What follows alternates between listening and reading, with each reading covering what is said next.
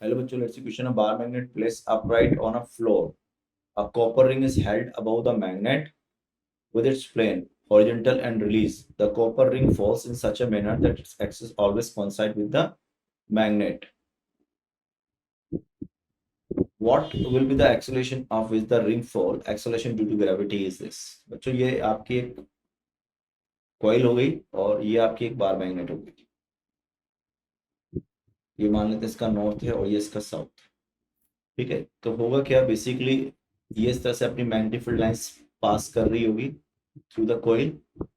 ठीक है, ऐसे कुछ कुछ इस तरह से. तो अब जैसे ही ये थोड़ा नीचे गिरेगी, आप देख सकते हो यहाँ से, इसको जो मैं नीचे बनाऊंगा इस तरह से, तो वो फील्ड लाइन जो पास नहीं कर रही थी वो भी पास करने लगेगी.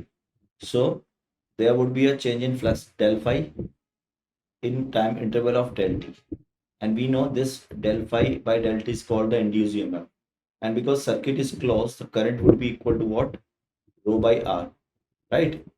And the direction of a current always in such a way they oppose the change in the flux. Always try to reduces the change, reduces the change. अब चेंज को रिड्यूस करने के लिए क्या करेगी वो, अगर आप देखो तो वो अपने आप को रिलेटिव, और जो भी कॉज हो रहा है वो कॉज किसकी वजह से है ना, relative motion. So relative motion को अपोज करेगी. Relative motion is opposed. अगर रिलेटिव मोशन अपोज्ड होगा सो डेफिनेटली एक फोर्स ऊपर की ओर लग जाएगा.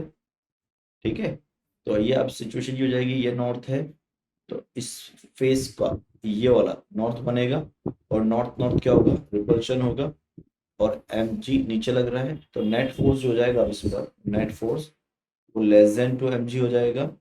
एक्सेलरेशन भी लेस देन एम जी यानी कि 10 मीटर पर सेकेंड हो जाएगा. So right answer of the question is what, less than 10 metre per second square. B option is correct. All the best.